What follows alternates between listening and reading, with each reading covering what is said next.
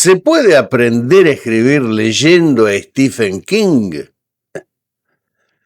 Yo durante muchos años pensé que sí. Y en parte tenía razón, sí. Pero con el tiempo descubrí que el verdadero aprendizaje no estaba, en todo caso, en sus novelas más exitosas, que las fueron casi todas, ¿no? Estaba en otro libro de Stephen King. Un libro bastante menos conocido que las novelas que él siempre escribe. Se llama Mientras escribo, de Stephen King. Y te confieso algo, mira, hay consejos de ese libro que cambiaron por completo mi forma de entender este oficio. Otros, en cambio, de autores también muy reconocidos, y todavía hoy los puedo llegar a discutir. Y justamente de eso te quería hablar.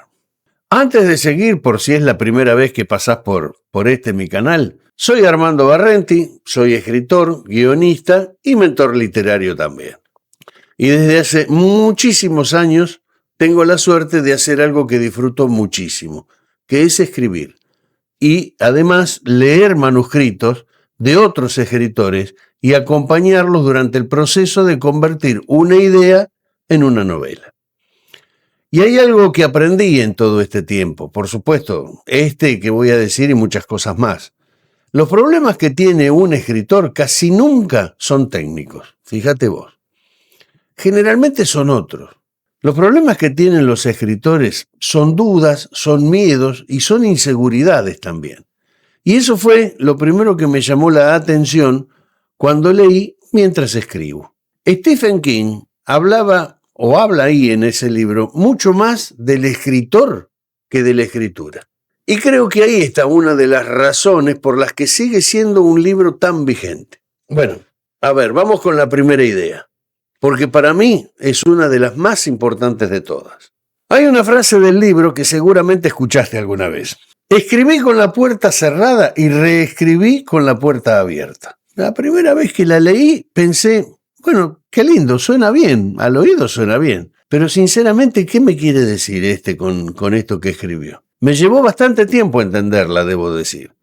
Porque no está hablando de una puerta. ¿Te das cuenta? ¿Se entiende? Está hablando de un momento. A ver, mirá si esto te resulta familiar, fíjate. Tenés una idea para una novela. Te entusiasma. Empezás a escribir. Y antes de llegar al segundo capítulo, ya aparecen las primeras preguntas. ¿Será una buena historia? ¿Y si esto ya lo escribió alguien? ¿Le gustará al lector? ¿Y si no la quiere publicar nadie? ¿Te das cuenta de lo que pasó? Todavía no escribiste la historia y ya estás pensando en la reacción de personas que ni siquiera la leyeron, ni siquiera saben que la estás escribiendo. Ojo, mirá que a mí ya me pasó también, ¿eh? Nos pasó a todos los que empezamos a escribir alguna vez. Sinceramente, yo lo sigo viendo muchísimo cuando leo los manuscritos que me mandan para ejecutar la mentoría. Hay escritores que tienen escenas que son realmente buenas, ¿sí? Pero empiezan a corregirlas. La empiezan a corregir una y otra vez, incluso antes de terminarlas. No porque estén mal, sino porque sienten miedo. Ahí es donde le doy la razón a Stephen King.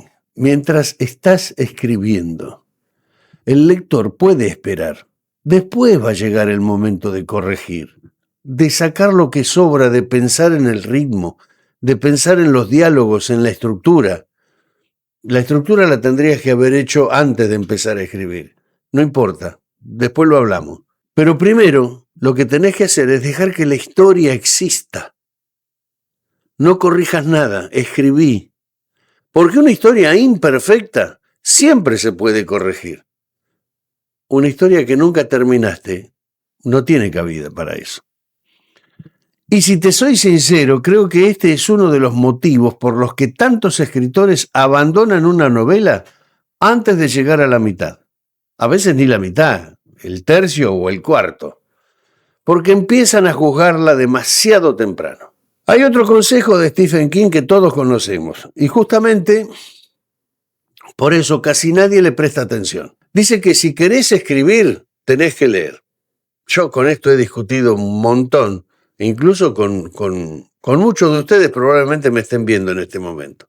Hasta ahí Stephen King no descubrió nada nuevo. Ahora, la pregunta interesante es otra. ¿Cómo lees? Porque no es lo mismo leer como lector que leer como escritor. Atención. A ver, cuando era más joven, yo terminaba una novela y lo único que pensaba era si me había gustado o no. Hoy me hago otras preguntas. A ver, ¿por qué este personaje me resulta tan creíble? ¿Por qué este diálogo me funciona? ¿Por qué este capítulo se me pasó volando y el anterior no? Empiezo a desarmar la novela. La estoy desmembrando, si se quiere. Como si sacara la tapa del reloj, ¿sí? Para ver cómo funciona el mecanismo. Este es un mejor ejemplo de los anteriores. Sacar la tapa del reloj para ver lo que hay adentro. Es ahí donde realmente se aprende.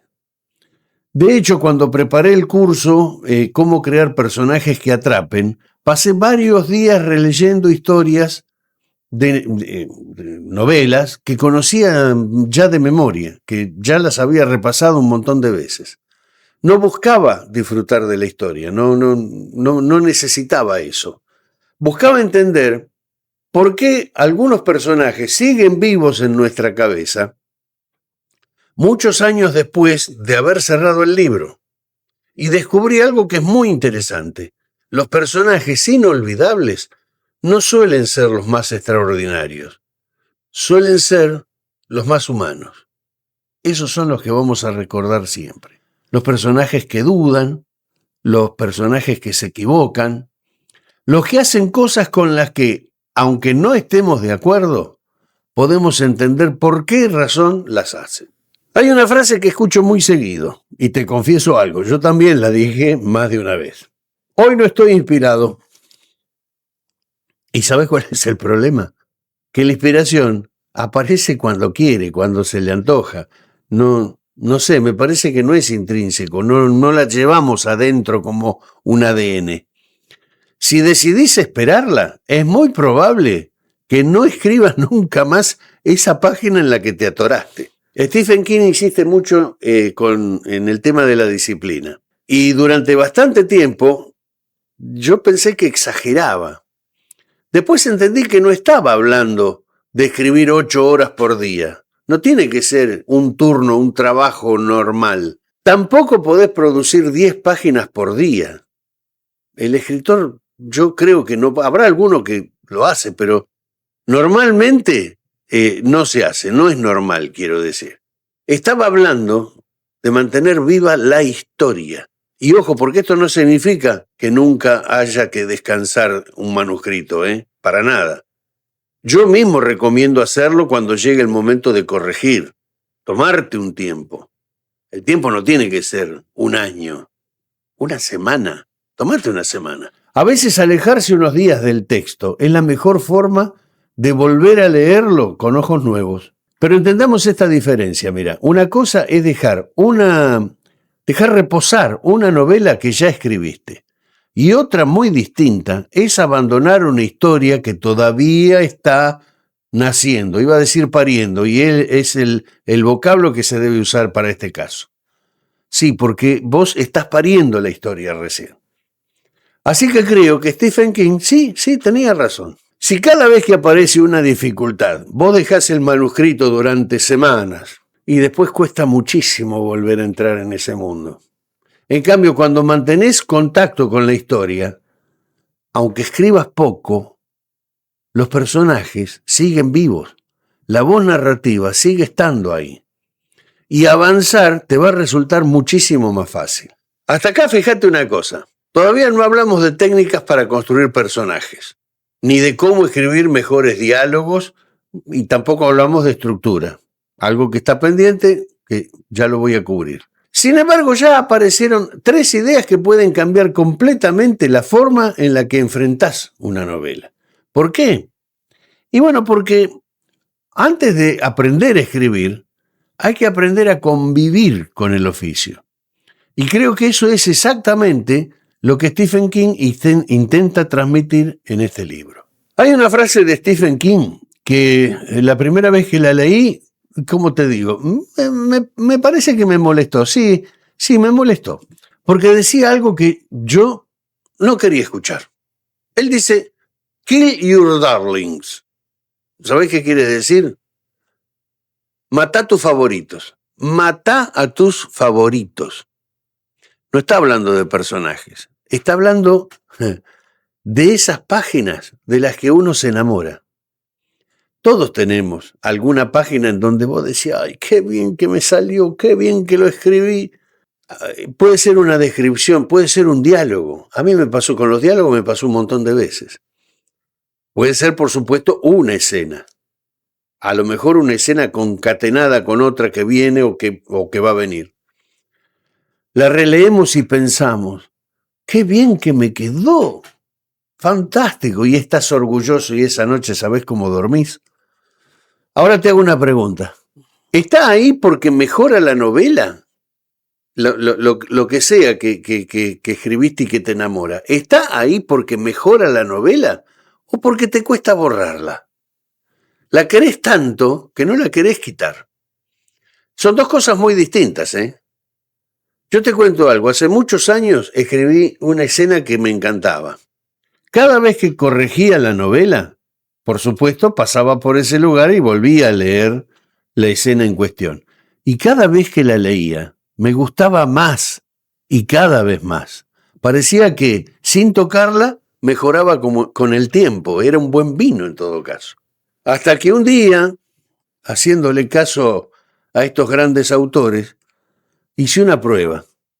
La saqué. No la eliminé, la saqué. La sombreé, la saqué, la puse en otro Word. Y leí la novela sin esa escena. ¿Y sabés qué me pasó? La novela funcionaba mejor. La releí 2 o 3 veces y no había caso. O sea, la realidad me estaba indicando algo que yo estaba desconociendo. ¿Sabés cuál era el problema? Que esa escena no estaba trabajando para la historia. La historia estaba trabajando para esa escena. Eso nunca termina bien. Desde ese día, cuando corrijo, trato de hacerme siempre la misma pregunta. No me pregunto a mí mismo si la página está bien escrita o una página está bien escrita. Me pregunto, ¿a la historia le hace falta esta escena? ¿La necesita? Si la respuesta es no, y por más que me guste, afuera con la escena. No va. Sinceramente creo que ese es uno de los aprendizajes más difíciles de aceptar. Lógico, salió de nosotros. ¿Cómo no te va a doler quitarla? Bueno, sí le puedo discutir una idea a nuestro amigo el señor King, porque no todo lo que dice él termina convenciéndome. Hay algunas cosas, si llegás a leer el libro, te va a pasar lo mismo. Hay algunas cosas que se le pueden llegar a discutir. Por supuesto, es subjetivo desde ya. Él sostiene que planificar demasiado una novela puede quitarle frescura. Bueno, yo disiento completamente.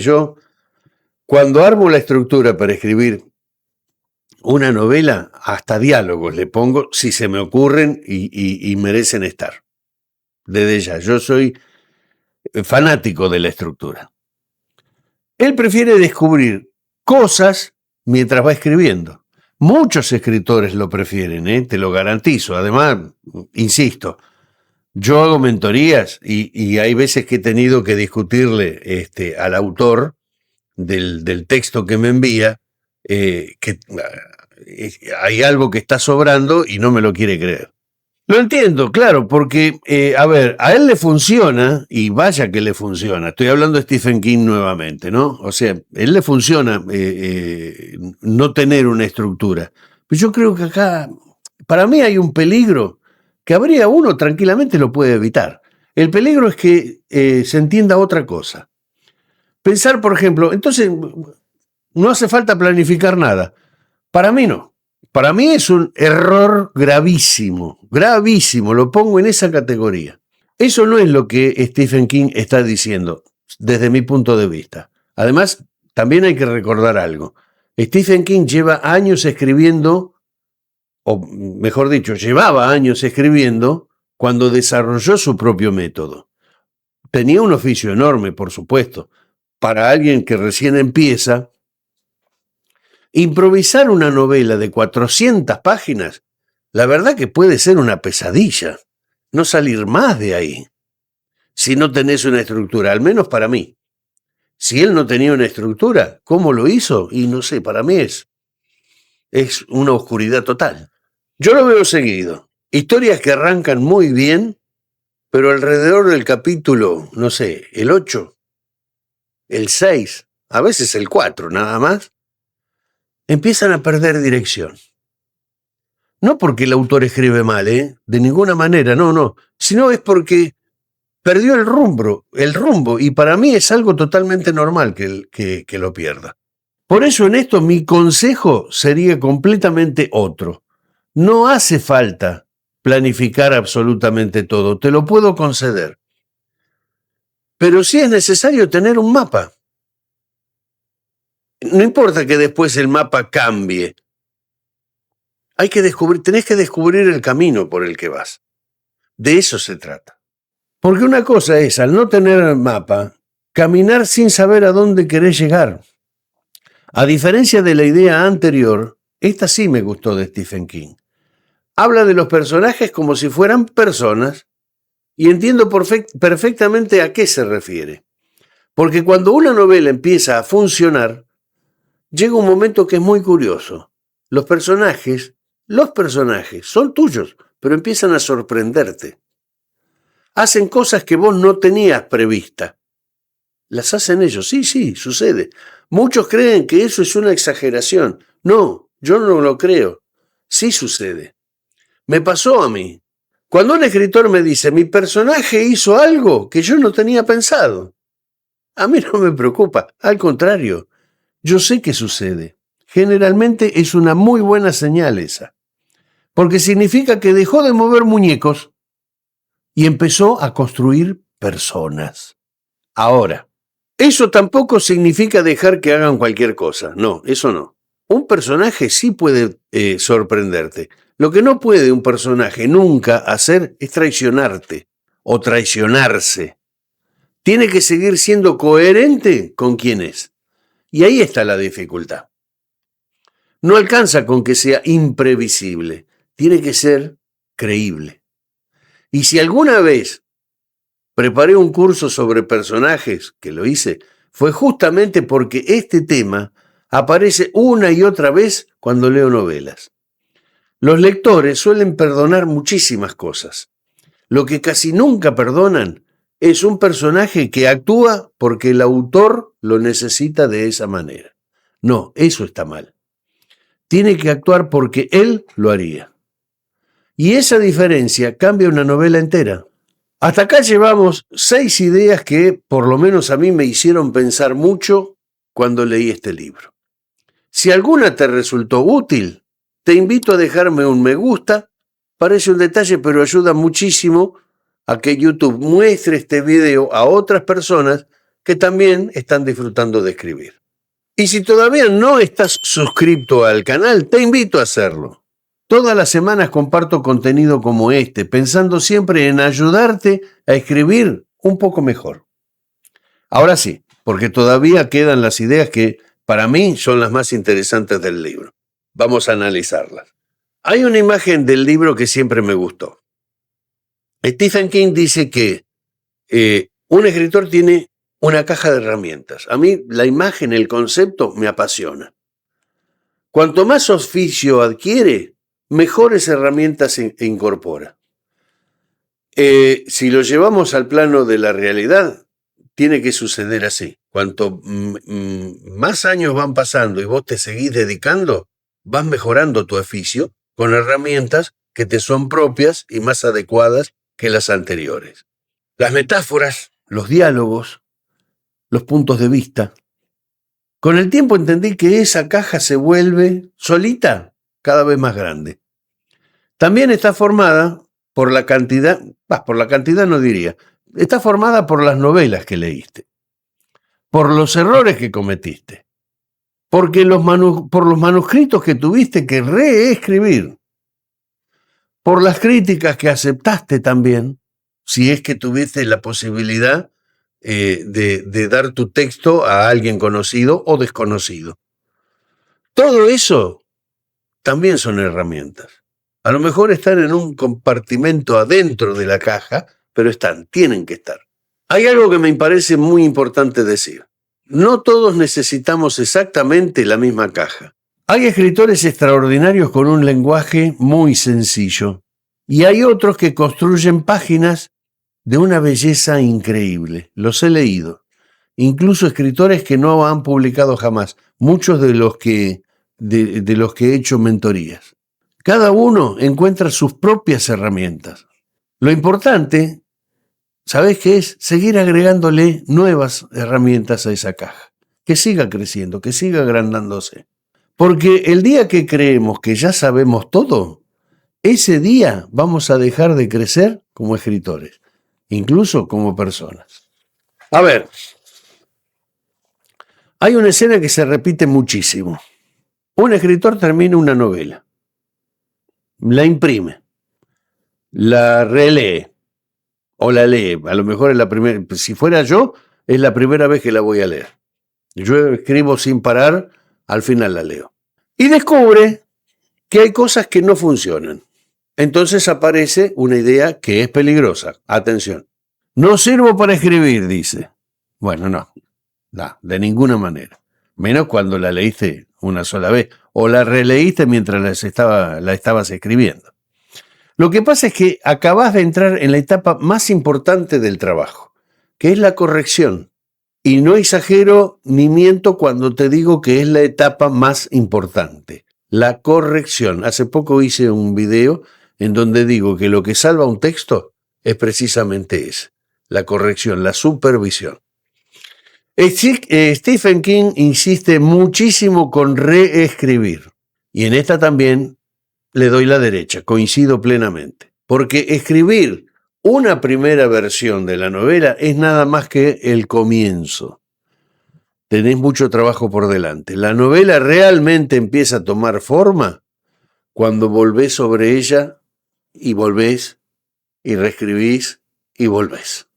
Cuando sacás lo que sobra, cuando encontrás la palabra justa, cuando descubrís que una escena funciona mejor si empieza 2 páginas después. Yo suelo decir que la primera versión la escribe el entusiasmo. La segunda es muy probable que la escriba el escritor. Ahí es donde empieza realmente el verdadero oficio. Hay un consejo del libro que me parece mucho más profundo de lo que parece.